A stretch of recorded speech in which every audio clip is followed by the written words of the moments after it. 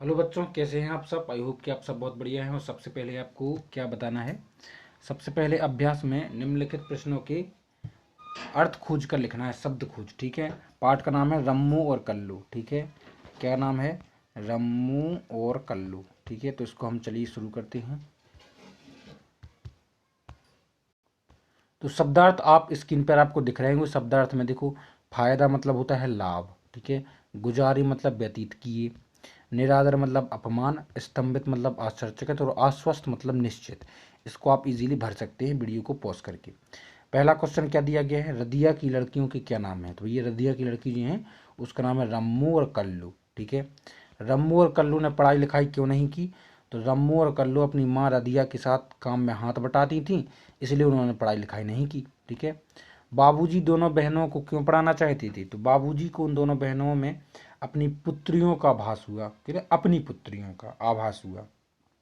उन्हें शिक्षित कर अपने पैरों पर खड़ा करने के लिए वह दोनों बहनों को पढ़ाना चाहते थे। रदिया लड़कियों को क्यों नहीं पढ़ाना चाहती थी। तो रदिया उनकी जो माँ थी, रदिया के समाज में कोई पढ़ा लिखा नहीं था।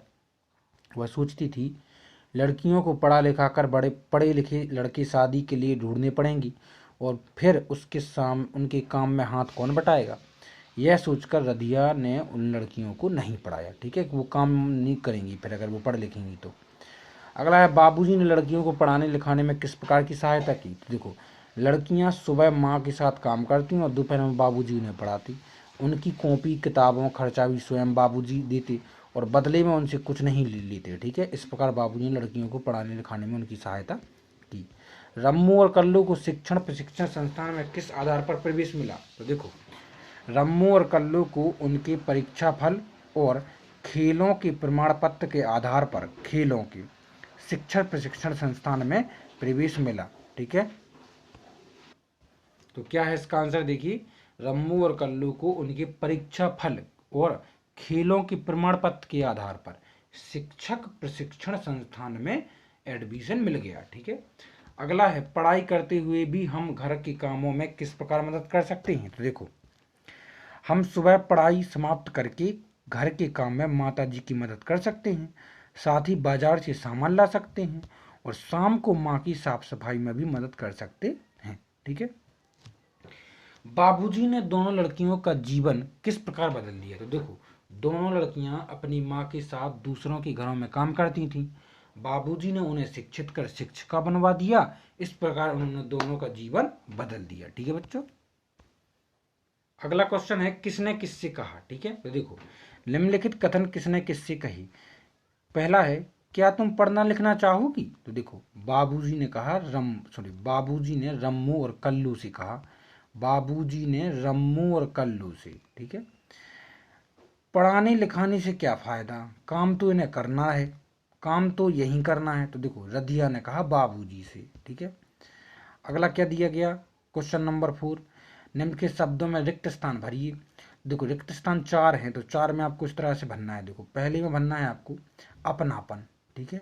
दूसरे में भरना है रमावती और कलावती। तीसरे में भरना है विद्यालय। और चौथे में भरना है उत्तीर्ण। इस प्रकार से आप इसको कंप्लीट कर सकते हैं। अब है आपका भाषा अध्ययन। भाषा अध्ययन में आपको निम्नलिखित शब्दों के हिंदी भाषा शब्द लिखिए। तो ये जो है आपके अलग भाषा के शब्द हैं, आपको इनको हिंदी में लिखना है। तो चलिए हिंदी में लिख देते। तो देखो, ये फायदे का क्या है, फायदे का है लाभ।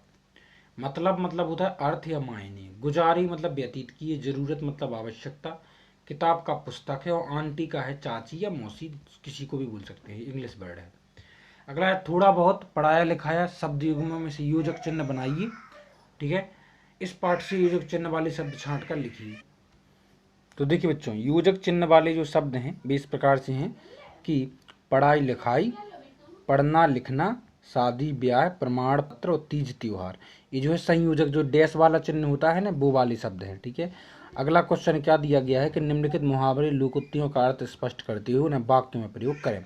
तो देखो, तो पहला क्या है, देखिए, आंखें फाड़कर देखना। तो इसका सही आंसर है आश्चर्य से देखना। मतलब इसका वाक्य प्रयोग किस प्रकार करेंगे, उसके हार को वह आंखें फाड़कर देख रही थी। ठीक है। अगला है, काला अक्षर भैंस बराबर। ये लोकोक्ति है, यानी निरक्षर। ठीक है। यानी अशिक्षित लोगों के लिए तो काला अक्षर भैंस बराबर होता है। अगला है बाजी मारना मतलब जीत जाना। तो ऑस्ट्रेलिया ने श्रीलंका को हराकर विश्व कप में बाजी मार ली। फूले नहीं समाना मतलब प्रसन्न होना। अपने बेटे की सफलता पर रमेश चंद्र फूले नहीं समा रहे हैं।